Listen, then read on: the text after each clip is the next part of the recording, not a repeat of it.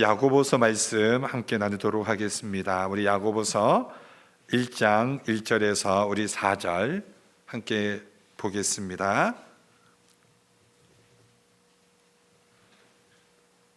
야고보서 1장 1절에서 우리 4절, 제가 가진 성경은 신약으로 370페이지에 있습니다.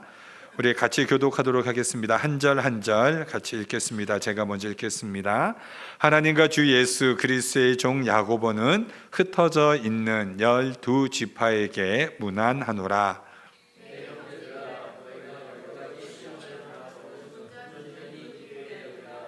이는 너희 믿음의 시련이 인내를 만들어내는 줄 너희가 알미라.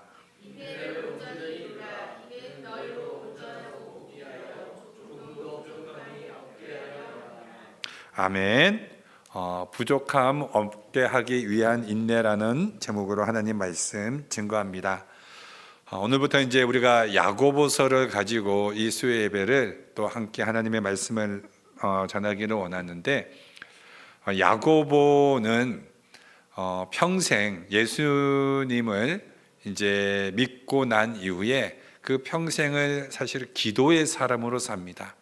그러니까 평생을 기도의 사람이 쓴 성경이 이 야고보서죠. 그러니까 우리가 잘 알죠. 야고보의 별명 여러분 다 아시죠? 낙타무릎.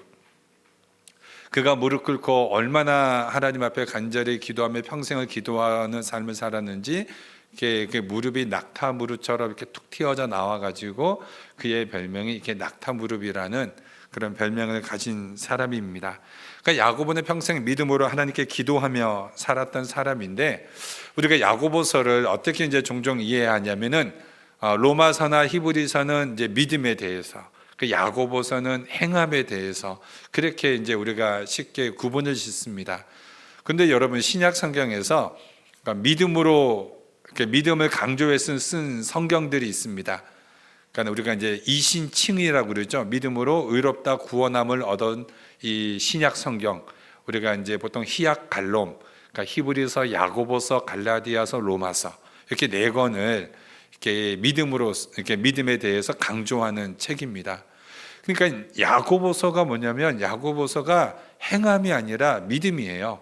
야고보는 믿음에 대해서 가르치고 있는데, 히브리서나 로마서는 믿음이란 무엇인가에 대해서 쓰고 있다면, 이 야고보서는 그 믿음이라는 것은 그다음 믿음의 사람은 어떻게 살아야 하는가에 대해서 하는 거죠. 그러니까는 결국 믿음은 참된 변화를 일으킨다, 이런 것을 야고보는 강조합니다. 그러니까 행함이라는 것도 맞지만 더 정확하게 표현한다면 야고보서는 예수님을 믿게 되면 변화가 반드시 따라옵니다. 이것을 야고보서가 강조하고 있습니다. 그렇기 때문에 우리가 믿으면 이렇게 살 수밖에 없다. 그렇다면은 우리가 어떻게 하면, 어떻게 믿으면 이 변화가 되는가? 그 복음을 만나야죠. 복음이 무엇입니까? 요한복음 말씀처럼 이 복음은 예수님입니다. 그러니까 예수님을 믿으면 변화가 일어납니다. 그러니까 요한복음 15장처럼 예수님은 포도나무요 우리는 가지니, 그러니까 이 가지가 예수님에게 접붙여져 있으면 자연스럽게 그 가지를 통하여서 열매를 맺게 되는 것처럼, 우리가 예수님을 만나면, 예수님이 내 안에 들어오면 그 사람은 변화가 나타날 수밖에 없습니다. 그래서 오늘 이 야고보서를 통하여서, 오늘 우리가 읽었던 이 본문을 통해서 오늘 한 4가지의 주제를 가지고 여러분하고 오늘 좀 말씀을 나누기 원합니다. 첫 번째로, 믿으면 반드시 변화된다라는 것입니다. 우리 1절 말씀에 하나님과 주 예수 그리스도의 종 야고보, 이렇게 기록하고 있습니다. 이 야고보는 예수님의 동생 야고보입니다. 예수님의 동생 야고보인데, 이 야고보가 뭐라고 이야기하냐면 나는 그리스도의 종이다, 이렇게 이야기합니다. 그런데 하나님과 주 예수 그리스도의 종이다. 우리가 좀 이따가 야고보에서 더 자세하게 좀 우리가 나누겠지만은, 야고보는 예수님을 만나고 나서, 특별히 부활하신 예수님을 만나고 나서 그의 인생이 완전히 180도 바뀌어지는 그 인생을 살게 됩니다. 그러니까 예수님을 믿으니까 자연스럽게 그의 모든 삶이 완전히 변화가 됩니다. 예수님을 믿으면, 예수님을 만나면 여러분 그의 모든 삶의 척도는 바뀌어질 수밖에 없습니다. 변화될 수밖에 없습니다. 그렇기 때문에 우리가 신앙생활 하면서 교회를 다니면서 세상에서 제일 힘든 게 뭐냐? 척하는 것입니다. 그러니까 믿음이 있는 척, 경건한 척, 이렇게 이런 척을 가지고 살면은 얼마나 힘든지 모릅니다. 구원받지 않았는데 구원받은 자처럼 살려고 하니 얼마나 여러분 힘들겠습니까? 여러분 목회자에게 최고의 저주가 뭔지 아십니까? 목회자에게 있는 최고의 저주, 이렇게 성령 없이 목회하는 자. 여러분 목회자가 성령 없이 목회한다. 그러면 여러분 이 목회가 참고 인내하며 하나님 앞에 나아가야 되는 이 사역이 성령 없이 자기의 힘으로 한다고 해보세요. 자기의 힘으로 하고 자기의 힘으로 참고 자기의 힘으로 견디고 못하죠. 못합니다. 마찬가지로 우리가 예수를 여러분 믿으면 편합니다. 예수 믿으면 기도가 쉽죠. 예수 믿으면 예배가 즐겁습니다. 예수를 믿으면은 경건이 따라올 수밖에 없습니다. 그런데 우리가 예수를 만나지 못했는데 예수를 만난 것처럼 하고 살아가려고 하면은 그것이 얼마나 힘들겠습니까? 그러니까 야고보서에서 접근하는 게 뭡니까? 믿으면 진짜 쉽다라는 것입니다. 믿으면 우리가 그리스도 안에서 용서가 되고, 믿으면 기도의 열매가 나오고, 교회라는 곳이 무엇입니까? 진짜 하게 만드는 거죠. 가짜는 기도하는 척을 하는데, 기도하는 척 하면은 여러분 기도 얼마 하지도 못해요. 잠깐 기도하다가 기도 못합니다. 그러나 진짜는 여러분 기도하면 쉽거든요. 그러니까 교회는 진짜 되게 만드는 곳입니다. 기도하는 척 하지 말고 기도해라. 예배하는 척 하지 말고 예배자가 되라. 전도하는 척 하지 말고 전도해라. 헌신하는 척 하지 말고 헌신해라. 진짜가 되면 신앙생활이 쉽다라는 것입니다. 그럼 진짜가 되는 길은 무엇인가? 그 복음 대신, 그 복음이신 예수 그리스도를 만나는 것입니다. 복음이 구원을 주시고 복음이 우리에게 능력을 줍니다. 즉 예수님이 아니고서는 진짜가 될 수 없습니다. 그렇기 때문에 여러분, 우리가 예수를 믿는다, 교회를 다니니까 예수를 믿죠라고 쉽게 말할 수 있을지 모르겠지만 그렇지 않습니다. 교회를 다니는 자가 아니라 교회를 다녀서 예수를 믿어야 됩니다. 예수를 만나야 됩니다. 우리 종교 개혁가들이 외쳤던 게 있죠. 코람데오. 그러니까 코람데오가 뭡니까? 하나님의 존전 앞에 서 있는 나. 그러니까 하나님의 존전 앞에 서 있는 나로서 살아간다면 우리가 하나님의 시선을 피하면서 살아갈 수 있습니까? 하나님의 시선을 속이면서 살아갈 수 있습니까? 하나님의 시선을 피해서 내가 죄를 지을 수 있습니까? 그럴 수 없다라는 것입니다. 세상에 사람들은 속일 수 있을지언정 하나님은 속일 수 없습니다. 그렇기 때문에 하나님의 존전 앞에 서 있는 자의 모습으로 그 삶을 살아가는 거죠. 그러니까 코람데오가 뭡니까? 진짜가 되라는 것입니다. 너는 진짜 신자가 되라. 신자가 되라. 총신 신대원 앞에 큰 돌기둥이 있습니다. 그 돌기둥 앞에 뭐라고 되냐? 마지막 다섯 번째에 신자가 되라. 그러니까는 우리가 학자가 되고 목회자가 되지만 가장 중요한 게 뭐냐면 신자가 되는 것입니다. 하나님 앞에 하나님을 믿는 그 성도가 되는 것이죠. 그렇기 때문에 여러분, 이 예수를 믿으면 참된 변화를 가져오는데 이 성경을 쓴 사람이 예수님의 동생 야고보 아닙니까? 이 야고보 사도는 예루살렘 교회의 든든한 지도자, 예루살렘 교회를 지켜가는 그런 기둥이 되었습니다. 그런 야고보가 어떻게 변화되었습니까? 이 야고보는, 이 예수님은 동생이 4명이 기록되어 있습니다. 야고보, 유다, 이렇게 시므온도 기록되어 있고, 그러면 예수님의 동생, 남동생 4명에 또 누이가 아니고 누이들이라고 나오니 복수로 기록되어 있으니 최소 예수님의 동생은 6명입니다. 그 예수님까지 합치면 7명이죠. 최소. 그러니까 예수님까지 포함해서 7남매입니다. 그 중에 이 야고보는 바로 예수님 밑에 동생으로서 예수님 동생들이 다 예수님을 미친 형으로 생각했습니다. 예수님을 인정하지 않았죠. 예수님을 인정하지 않았던 그가 어떻게 예수님의 종이 됩니까?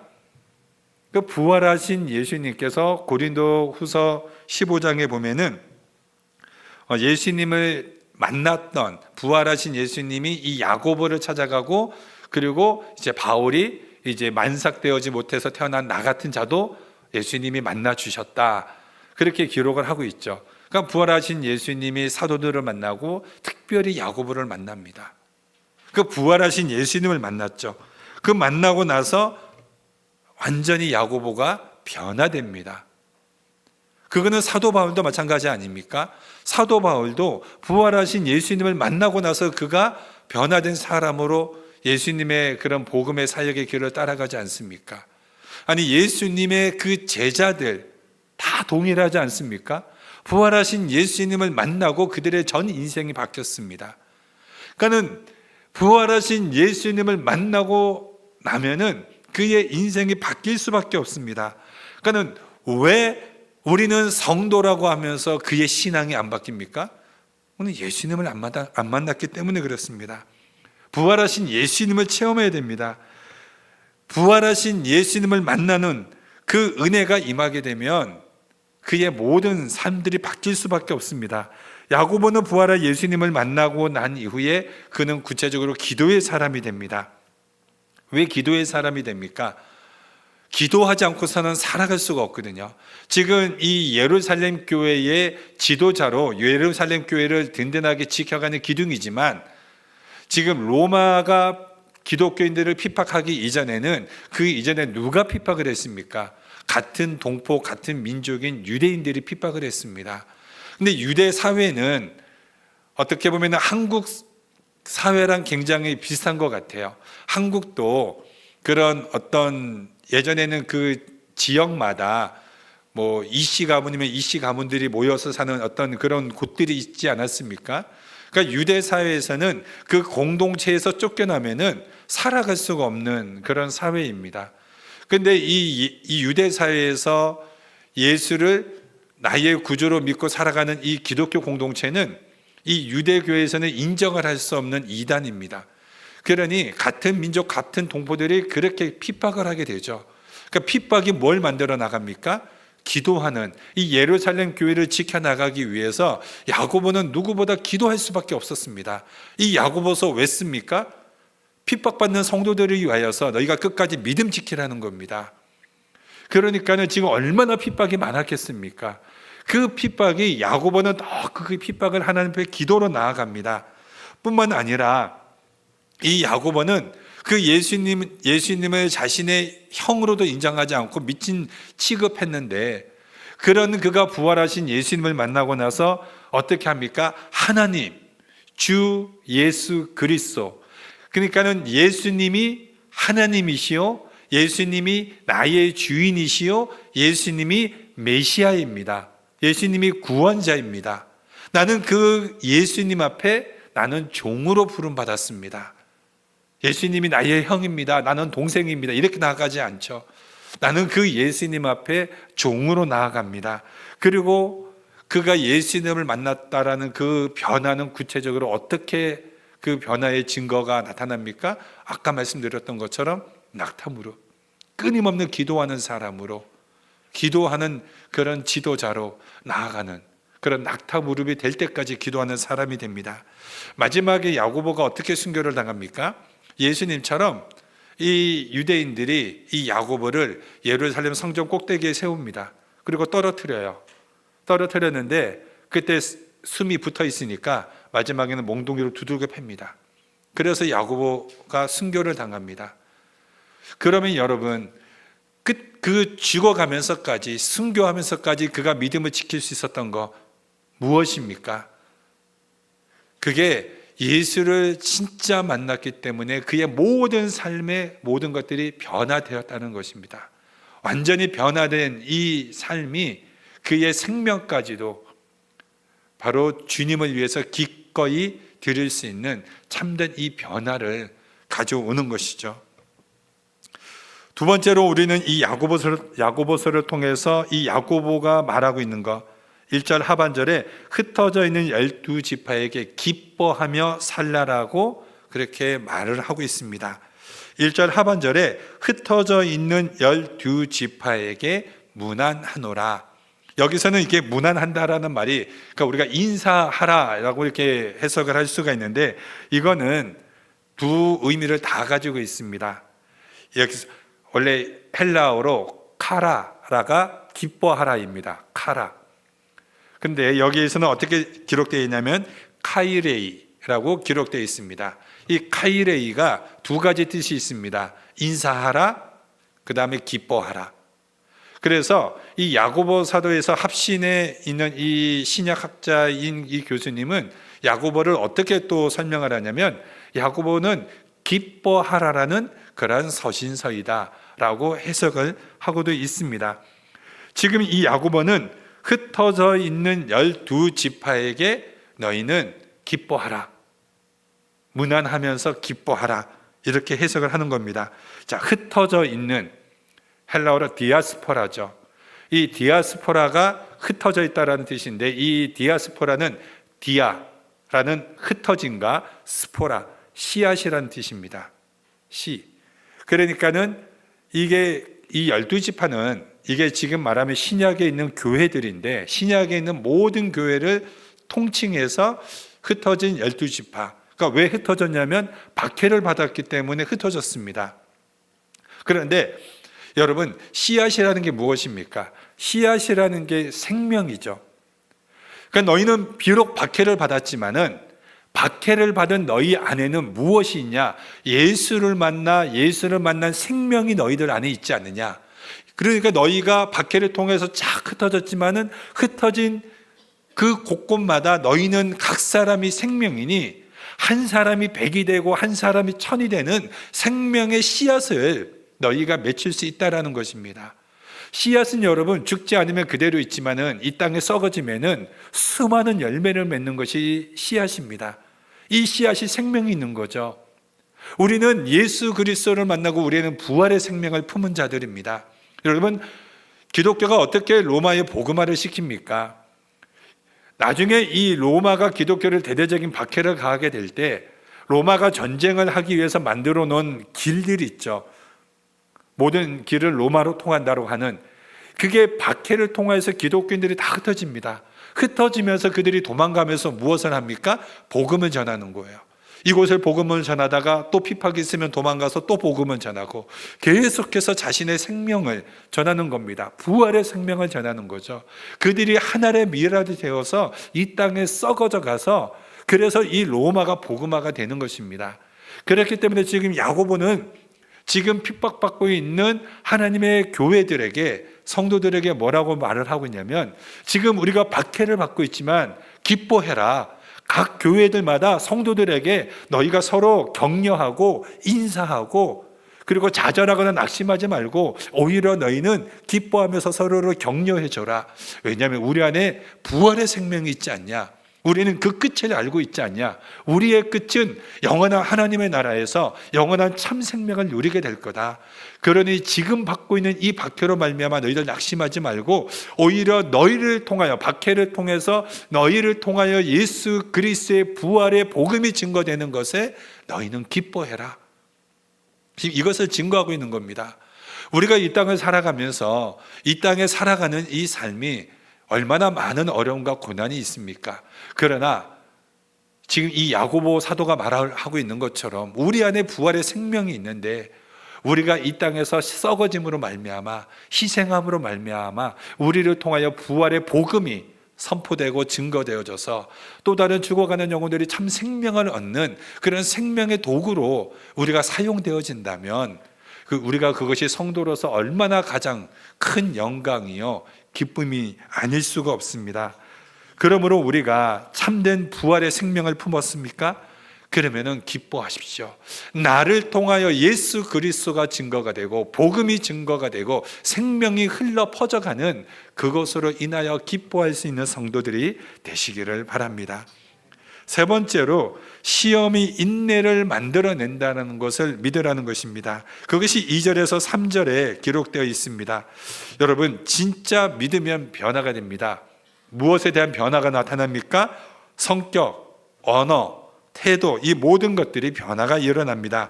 진짜 믿으면 변화가 나타나는데, 특별히 야고보 사도는 이 2절에서 자, 그러면은 예수를 믿고 예수를 만나게 되면 구체적으로 어떤 변화가 일어나는가?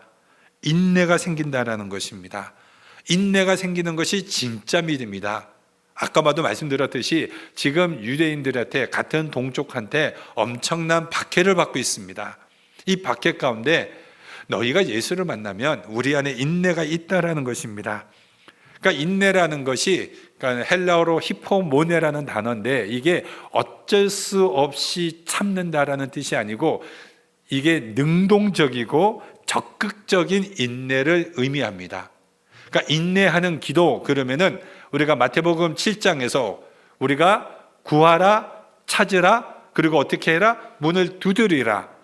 그러니까 기도라는 것이 구하고 찾고 문이 열릴 때까지 낙심하지 않고 포기하지 않고 그 문이 열릴 때까지 기도하는 이 적극적이고 능동적인 태도, 이게 히포모네, 인내입니다. 이게 기도하는 거죠. 잠깐 기도하다가 하나님 응답이 없네, 잠깐 기도하다가 내려놓고, 잠깐 기도하다가 포기가 아니고 끝까지 하나님께서 그 문을 열어주실 때까지 포기하지 않고 기도하는 것, 이게 인내입니다. 그렇기 때문에 여러분, 이 인내는 믿음의 분명한 표징인데, 그러면 인내는 어떻게 만들어지는가? 인내를 만들어내는 것은 믿음의 실현이다, 이렇게 이야기하고 있습니다. 그러니까 믿음의 실현이 무엇입니까? 이것이 실현으로 연단된 믿음, 실현 때문에 오히려 더 하나님을 찾는 거죠. 그러니까 하나님의 자녀와 아닌 것에 좀 구별 지을 수 있는 특징이 뭐가 있냐면, 하나님의 자녀들도 좀 게으를 때가 있습니다. 그러니까 열처녀 비유처럼 하나님의 자녀들도 똑같이 지혜 없는 자와 같이 잠을 잘 수도 있습니다. 게으를 수도 있어요. 그러면 하나님이 어떻게 합니까? 이제 믿음의 실현을 딱 줍니다. 그때 이 믿음의 실현이, 하나님의 자녀는 그 실현을 통하여서 다시 하나님을 찾는 거죠. 다시 하나님께 무릎을 꿇습니다. 그리고 다시 하나님께 간구합니다. 그렇기 때문에 하나님의 사람들은 시련이 오면은 두드러지는 특징, 하나님을 더 찾습니다. 그리고 하나님 앞에 나와서 매달리고 기도합니다. 하나님, 저 이 어려움이 생겼습니다. 제가 참 면목이 없습니다. 문제만 생길 때마다 제가 하나님 찾고, 문제 해결되면 제가 하나님을 또 잊어버려서 내 마음대로 살고, 그럼에도 불구하고 제가 낯짝 두껍게 또 하나님 앞에 나옵니다. 하나님, 이 문제 해결해 주세요. 그렇게 하면서 하나님 앞에 나오는 거, 끊임없이 하나님 앞에 구하는 거, 이게 바로 믿음의 실현이 인내를 만들어내는 거죠. 그런데 2절에 뭐라고 말합니까? 시험 당할 때 기뻐해라. 우리가 이런 단어를 형용 모순이라고 이야기합니다. 그러니까 형용 모순이 뭐가 있습니까? 우리 작은 거인, 아둔한 지혜, 이런 말들이 형용 모순이죠. 그러니까는 형용 모순이라는 단어를 쓰는 이유는 이 저자가 특별히 강조를 하고 싶은 겁니다. 강조할 때 형용 모순을 쓰죠. 그럼 무엇에 대한 강조입니까? 인내를 하라는 겁니다. 믿음의 실현을 통해서 인내가 나타나고, 인내를 통해서 기쁨이 온다라는 거죠. 그러니까 인내가 있기 때문에 시험 중에서도 기뻐할 수 있다라는 것입니다. 그럼 기쁨이 없는 사람의 특징이 뭔가? 그러니까 인내가 없는 게 좀 기쁨이 없는 사람의 특징이에요. 항상 모든 일에 그 환경에 지배를 당합니다. 환경에 지배를 당하고 그 환경에 두려워 떱니다. 그러니까 지배를 당하고 두려워하는데 어떻게 기쁨이 있을 수 있겠습니까? 그러나 인내가 있는 사람들은 그 인내 가운데 반드시 그 인내를 통하여서 이제 선이 온다라는 거, 온전하게 이루어질 거라는 것을 믿게 되죠. 그러니까 로마서 8장에 있는 것처럼 합력하여 선을 이룬다. 합력하여 선을 이루는 게 무엇입니까? 궁극적으로 하나님이 원하시는 좋은 결과를 얻는다라는 것입니다. 그러니까 우리가 하나님을 믿고 나아가면 하나님은 우리를 통해서 반드시 하나님의 의도하신 대로 하나님의 뜻을 이루어내십니다. 그것은 우리에게 좋은 것입니다. 그것은 선입니다. 그렇기 때문에 우리가 고대하다가 인내하다가 그 인내를 통해서 응답을 받았을 때, 그 결과를 얻었을 때 여러분 얼마나 기뻐합니까? 그 기쁨은 이루 말할 수 없죠. 여러분, 기쁨이 없는 자녀들, 우리가 부모가 어릴 때부터 이 자녀들의 모든 필요를 다 채워줘 보세요. 말만 하면 부모가 떡떡떡 사주고, 그런 자녀들은 기쁨이 없어요. 왜냐하면 부족함을 느껴보지 못했기 때문에.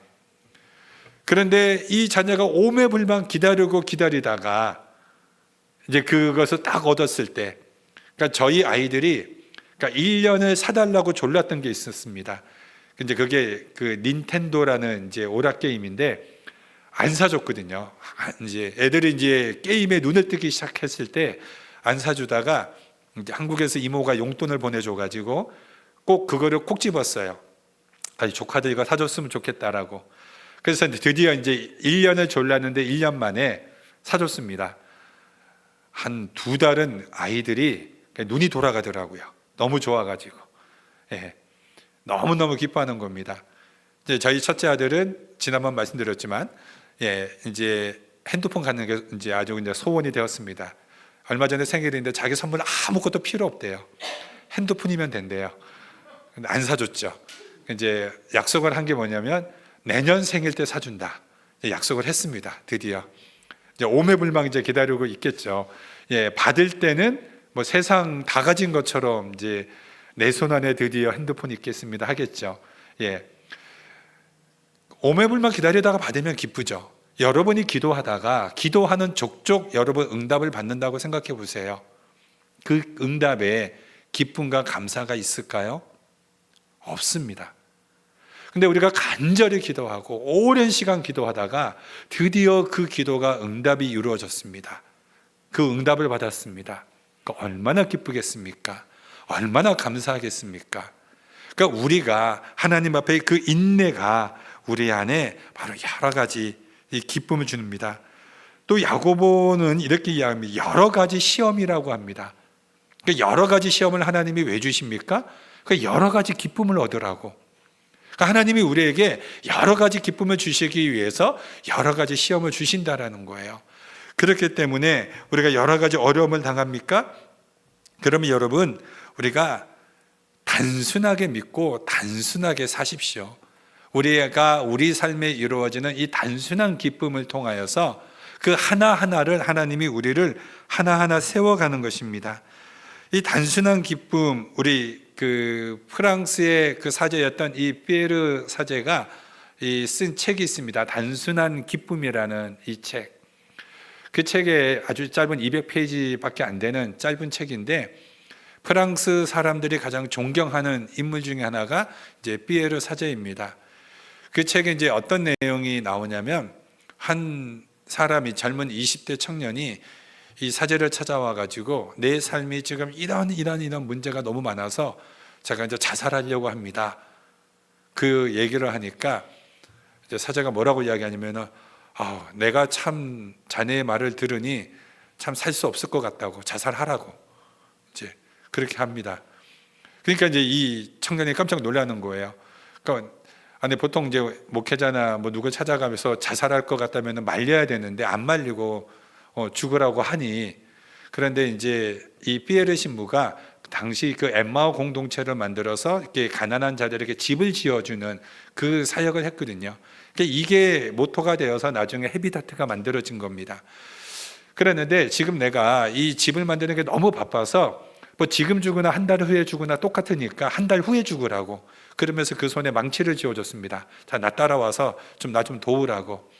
그러니까 이제 이 청년이 열심히 한 달 동안 이제 집을 짓기 시작합니다. 망치를 두들기기 시작하죠.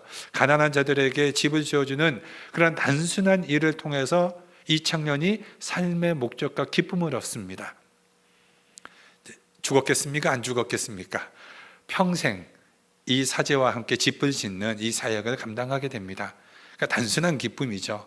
우리 삶에서 이루어지는 이 작은 일들을 우리 삶에서 기쁨으로 얻고, 여러 가지 어려운 시험들이 우리 삶 속에 올 수 있습니다. 그런 이 여러 가지 시험들을 통하여서 여러 가지 인내를 통해 무엇을 누리라고요? 기쁨을 누리라고요. 그 인내를 만들어냈을 때 그 기쁨이 따라온다라고 말을 해주고 있습니다. 마지막으로 인내의 결과가 뭐냐? 인내를 하게 되면 성숙해진다라고 이제 이 4절에 말씀을 하고 있습니다. 인내를 온전히 이루라. 이는 너희를 온전하고 구비하여 조금도 부족함이 없게 하려 함이라. 여러분, 기다림으로 성숙해지는 겁니다. 이 4절에 온전하다, 이게 우리가 산상설교할 때도 말씀드렸지만 완전하다라는 뜻인데, 이 완전하다라는 게 퍼펙트하다라는 뜻이 아닙니다. 이 완전하다, 온전하다 똑같은 말인데, 하나님의 정확한 목적지를 향하여 내가 포기하지 않고 달려가는 믿음, 그것을 온전하다라고 말을 하는 것입니다. 그 길을 가다가 넘어질 수 있습니다. 쓰러질 수 있습니다. 그러나 포기하지 않고 그 길을 엇나가지 않고 끝까지 하나님을 향하여 그 길을 걸어가는, 그것을 온전한 신앙, 완전한 신앙이라고 그렇게 이야기하는 것입니다. 여러분, 오늘 헌신하는 것이 인내입니다. 오늘 헌신의 인내를 통하여서 내일의 아름다운 믿음의 신앙의 결과를 우리가 바라볼 수 있습니다. 그렇기 때문에 여러분, 인내 없이는 성숙할 수가 없습니다. 신앙생활에서 중요한 것이 뭐냐면 이 지속성, 일관성이거든요. 하나님 앞에 그 감정 따라 막 신앙생활을 해본다고 생각하세요. 어느 순간에는 막 신앙에서 막 산을 옮길 것 같은 믿음으로 가다가 갑자기 어떤 상황에서는 그냥 곤두박질 쳐져가지고 그냥 하나님 나 죽여주세요 할 수 있는 이런 요동치는 신앙이 아니라 끝까지 나에게 맡겨진 것을 믿음으로 일관성 있게 쭉 달려나가는 그 믿음, 그 어떤 어려움 상황이 있다 할지라도 요동치지 않고 끝까지 인내하며 지속해 가는 그 시간들을 통하여서 무엇이 만들어집니까? 성숙함이 만들어집니다. 그러니까 우리가 왜 미성숙해지느냐? 그러니까 기다리지 못해서 미성숙해지는 거죠. 우리가 청소년이라는 표현을 쓰지 않습니까? 청소년. 그러니까 아직 완전한 어른이 되지 않았을 때, 미성숙할 때 청소년이라고 합니다. 그러니까 청소년 때, 사춘기 때는 널뛰죠, 감정이. 그 사춘기를 넘어서서 이제 무엇을 만들어지는 겁니까? 이제 성숙해지는 그런 어른이 되는 거죠. 근데 나이는 어른인데 그게 미성숙한, 그래서 그 영원한 어른인가? 갑자기 무슨 칼 융이 했던 말인데 갑자기 단어가 미성숙 어른인가? 하여튼 뭐 그런 비슷한 얘기를 한번 했었는데, 신체는 어른이 되었는데 생각이나 이런 모든 것들은 이렇게 성숙하지 못한, 그래서 어떤 자기 마음에 들지 않으면 행하지 않고 조금이라도 뭐 핀잔이나 잔소리 들으면은 내팽개치고 안 한다고 그러고, 회사에서 일하다가 상사한테 뭐 한마디 들으면 사표 내버리고 막 이러는, 이게 자기 절제와 자기 컨트롤 하지 못하는, 그러니까 이런 경우죠. 그러니까는 나이는 어른이지만 행동은 절대 어른이 될 수 없는.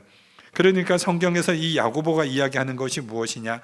상황과 환경과 상관없이 우리 안에 그 인내로 버텨가는, 이것이 결국 우리를 온전하고 하나님 앞에 완전한 그러한 신앙의 모습으로 하나님이 우리를 만들어 가셔서 무엇을 만들어 갑니까? 더 넓고 더 깊은 사람으로 만들어 간다라는 거죠.